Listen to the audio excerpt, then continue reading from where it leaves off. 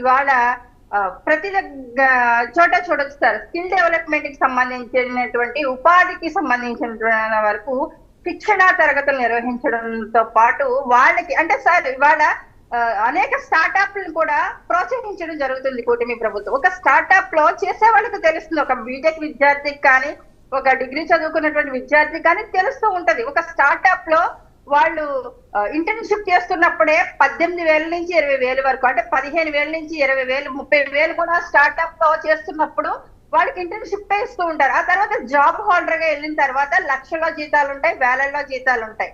ఇవన్నీ కూడా కూటమి ప్రభుత్వం ఇవాళ యువతను ప్రోత్సహించి వెళ్ళడం ముఖ్యమా, లేకపోతే మీరు ఇచ్చేటువంటి 5,000 రూపాయలకి ఒక బీటెక్ చదువుకున్నటువంటి విద్యార్థుల్ని గ్రామ వాలంటీర్లుగా ఉంచేయడం ముఖ్యమా అన్నది కూడా మీరు ప్రశ్నించుకోవాలి ఒకసారి. అంటే సచివాలయ ఉద్యోగుల గురించి 1,32,000 ఉద్యోగాలు ఇచ్చామని చెప్తున్నారు, గవర్నమెంట్ పదంలోనే ఇచ్చామని చెప్తున్నారు సార్.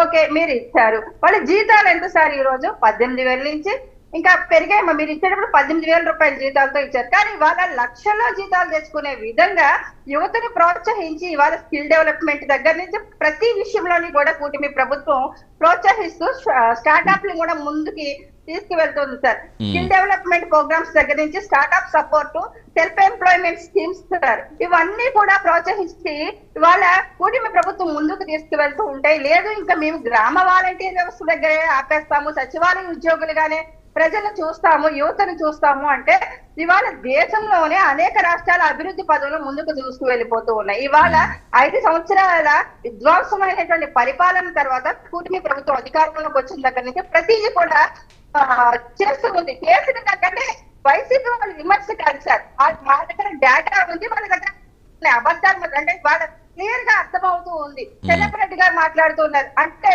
మేము 6 ఉద్యోగులకు కూడా ఇవ్వలేదు రాష్ట్రంలో. నవ్వుతారు సార్ ఇలాంటి మాటలు, ఇలాంటి స్టేట్మెంట్లు ఇచ్చేటప్పుడు కూడా మీరు ఒక్కసారి ఆలోచించుకోండి. ఎక్కడికక్కడ జాబ్ మేళాలు జరుగుతున్నాయి, ఎక్కడికక్కడ యువతను ప్రోత్సహిస్తున్నారు, స్కిల్ డెవలప్మెంట్ ప్రోగ్రామ్స్ చేస్తున్నారు. అలాగే మహిళలు కూడా పారిశ్రామికవేత్తలుగా రూపుదిద్దడానికి కూడా ఇక్కడ ఉమ్మడి తూర్పు గోదావరి జిల్లాలో కూడా 15 కోట్ల రూపాయలు అంటే ఒక పైలట్ ప్రాజెక్ట్ గా నియమించడం జరిగింది సార్. అంటే ఏప్రిల్ నుంచి అది స్టార్ట్ అంటే ఇక్కడ ప్రధానంగా ఒకటి కృష్ణవేణి గారు, అంటే ప్రభుత్వాలు చెప్తున్నాయి సరే ఉపాధి అవకాశాలు కల్పిస్తున్నామని చెప్తున్నాయి. ఉపాధి అవకాశాలు కల్పించడానికి అష్యూర్డ్ జాబ్స్ కి కొంచెం డిఫరెన్స్ ఉంటుంది. ఇప్పుడు అష్యూర్డ్ జాబ్స్ అనేవి ఎప్పుడు ఆచరణలోకి వస్తాయనేది సార్ అదే అందరికీ గవర్నమెంట్ ఉద్యోగాలే రావాలి, అందరికీ కూడా ప్రభుత్వ ఉద్యోగాలే రావాలంటే అది నిజంగా సాధ్యమయ్యేటువంటి చాలా కష్టమైనటువంటి పని. కానీ ప్రభుత్వ ఉద్యోగుల కన్నా కూడా ప్రైవేటు సంస్థల్లో లక్షల జీతాల్లో తెచ్చుకున్నటువంటి